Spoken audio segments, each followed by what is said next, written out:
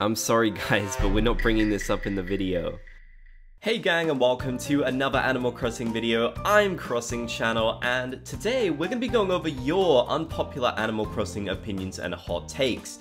Now, I used to make these videos a really long time ago on my channel, and I've decided it'd be fun to do another one. So a few days ago, I kind of quizzed you guys via my community tab about all of your unpopular Animal Crossing opinions, mostly related to Animal Crossing New Horizons, but we got a few sort of general ones in here as well, so this should be really fun. Now, what exactly is an unpopular opinion? Well, it's a sentiment that is generally shared by the fewest people possible. It's a sort of idea or feeling that you have about Animal Crossing New Horizons that not many people seem to agree with. Now, so many different opinions were sent in, so obviously I couldn't get around to all of them, but I wanted to pick the absolute most unpopular opinions, at least, you know, in my opinion. So you may not agree with all of these, but that's fine. It's great that the Animal Crossing community has so many different takes, in my opinion. I think if we all agreed on everything, that would be really boring. So I'm looking forward to getting into some of your spiciest Animal Crossing takes. Ari says, making Animal Crossing more focused on decorating has shifted the series in a direction that makes it feel less unique.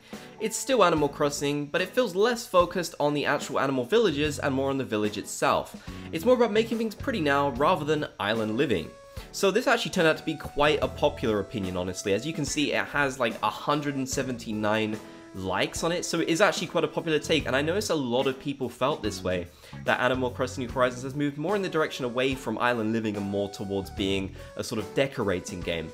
Now, everyone's going to feel differently about this. Personally, I love the decorating parts of Animal Crossing, but I think there needs to be more of a balance in the next Animal Crossing game where we have, you know, more island life, more to enjoy with the island, but also good decorating features as well. I don't think we need to have one or the other. I really don't. Both could happily coexist and then everyone would be happy.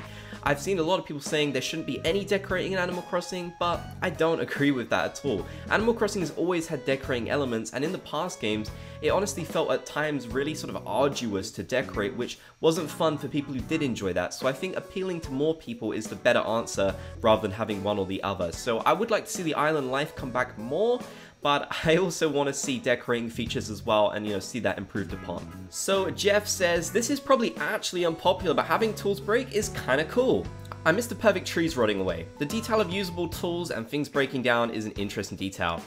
I agree with Jeff, and this was definitely an unpopular opinion. I know the comment has 10 likes, but I saw so many different comments from people saying they hated the fact tools break, and to be fair, I kind of agree that maybe the golden tools should not break. After all, you spend so much time getting those recipes just for them to break. It feels a bit ridiculous, especially when you consider that the pole vault and the ladder don't break, and those would actually be used a ton more, so it's really interesting to me. But on the inverse, I do like that tools break. It reminds me of Breath of the Wild. I don't know if they took some inspiration from them, maybe a little bit. I mean, I know Breath of the Wild wasn't the first game with tools breaking in it, but I'm sure you get what I mean. Either way, I like the fact that tools break. I think it's fine. Burrito Z says, time travel is always morally right. Now, time travel is one of the most heavily debated subjects in all of Animal Crossing.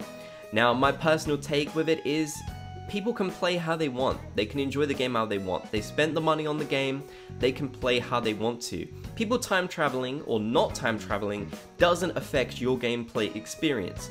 Now, I know there's a few people who are really going to disagree with me on this and think you should never time travel, but I will just say, if it doesn't affect your game, it should not affect you, basically. So I think it's fine to time travel, and I think it's fine if you don't want to time travel. I love that people play in different styles. No one should be forced to play a certain way in the game. You know, if someone wants to play with time travel, or they don't want to play with it and they just want to play the standard way, that's fine. And also, another thing worth noting is Nintendo doesn't care if you time travel. They really don't.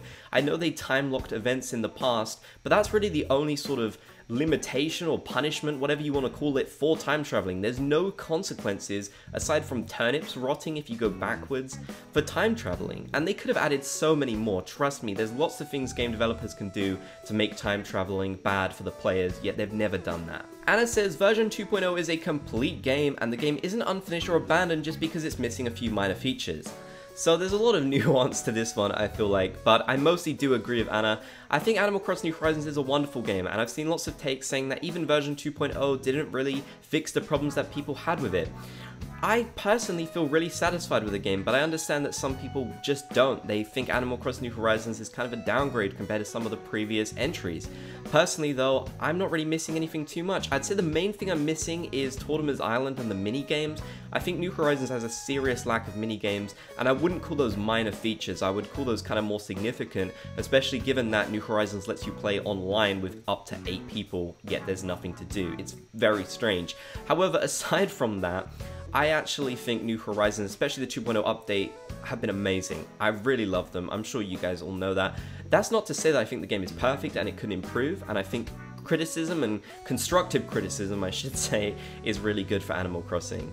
Bill Cypher says, Pocket Camp has more interaction with the furniture and more sets of them in New Horizons, and it annoys me. I only played Pocket Camp New Horizons, so I can't speak on behalf of previous games, but whenever I look into Pocket Camp new items, I'm just upset they aren't there in New Horizons. Pocket Camp also has a lot of magical clothes and effects, snow falling around you, shining stars, fairy wings that move, and I wish all of that was in New Horizons. So I do agree with Bill, absolutely. There should be more items in Animal Crossing New Horizons, especially ones of interactivity. I mean, who doesn't want that? That's a popular opinion for sure. However, the one thing that I will disagree with is that Pocket Camp really isn't as magical as it seems. It really isn't. Most of these items, especially the best ones in the game, including clothes, are locked behind real money microtransactions. The microtransactions in Pocket Camp are aggressive, they really are. Pocket Camp has had a serious problem with microtransactions, and many players left the game because of that. I don't think any of us want that for New Horizons. If you total up the price of all of these items in the game and all of the sort of clothes and everything, it would come to way more than New Horizons. So I think the sort of argument that Pocket Camp is free and New Horizons cost however much it costs for you, it doesn't really hold up for me personally. Dammy says, villagers aren't necessarily boring and don't always say the same stuff. People are under that impression because they have multiple of the same personality type in their islands. For example, if you have 4 lazies like Bo, Sasha, Stitches, and Zucker, they're gonna have the same dialogue and talk about bug and naps. There are 8 personality types. Diversify your villagers and I promise the interactions will be less boring. So, I agree. I mostly agree with this one, honestly. I do think that people saying New Horizons has like barely any dialogue, that isn't true, especially after the 2.0 update. It's just a lot of this dialogue is very situational and you have to do certain things to unlock it, so it's totally understandable that a lot of people might have missed it. Not everyone can play the game as much as some of us do, so it's completely understandable they might just see the same dialogue again and again, but New Horizons really does have a lot of dialogue, and the updates to the game have introduced a ton more. You just have to kind of seek it out and talk to your villagers a lot more in different situations. That being said though, there could be more dialogue, there could be better dialogue. I think there's always room for improvement, but I do like that there is so much dialogue in the game now and some really interesting stuff with some of the NPCs as well. Music Wolf GX says, also, even hotter take, New Horizons is by technicality the worst Animal Crossing. It spent its entire shelf life trying to be what New Leaf was day 1 and only barely made it. I also feel like it just lacks all the charms past games had. So much content missing from the past, it just feels a bit generic. Still a great game though. So it seems like you still really enjoy the game, which is good. I mean, if you find it a great game, that's awesome, and I guess even if it is the worst to you and it's still a great game, that's a good thing. Personally though, I have to completely disagree with this one. To me, Wild World is definitively the worst Animal Crossing game. Oh brother, this guy stinks! Now we're all gonna have our different opinions on that, but if we look at the games which have the least amount of content, it's definitely Wild World. Now that's not to say Wild World wasn't a good game. I think every mainline Animal Crossing game is good. But in terms of the lack of content, the removal of stuff like all of the main holidays from the game, I really think Wild World was a big letdown, especially compared to Animal Crossing GameCube, which set off the series in such a strong way. I know a lot of people love Wild World though, and it's such a nostalgic game for a lot of people, so I'm sure plenty of people completely disagree with me on this, which is fine. Again, like I said at the start of the video, I think that's great that we all have different favorites and different opinions about the game, but I personally can't see how New Horizons would be considered the worst when you stack it up to games like that. If we include spin-offs though, we've got Amiibo Festival and stuff, so yeah, I mean, New Horizons definitely stands up really well compared to them at the very least. Personally though, New Horizons is actually my favorite, and I don't think it tried too hard to compare to New Leaf. I think it tried to focus more on decorating things and maybe focused a little bit too much on those in some ways. So there definitely is room for improvements, and I'm happy with New Horizons right now, but I'm hoping the next game is even better. But let me know in the comment section down below, what are your spiciest Animal Crossing opinions and odd takes? There were so many of them submitted, I'm sorry I couldn't get to all of them, but if I did get to your one, I hope you enjoyed my response to it. And like I said, I really enjoy that everyone has different opinions, you know, keep it civil down in the comment section, guys, come on. So if you enjoyed the video, be sure to leave a like to support the content. If you haven't already, be sure to subscribe and turn on channel notifications, and if you made it to the end, be sure to comment Bob's Gang down below so I know you did. I want to give a big thanks to these channel members for their continued support of me and what I do here on this channel. If you want to become a channel member, click the join button down below the video or the link in the description to learn more.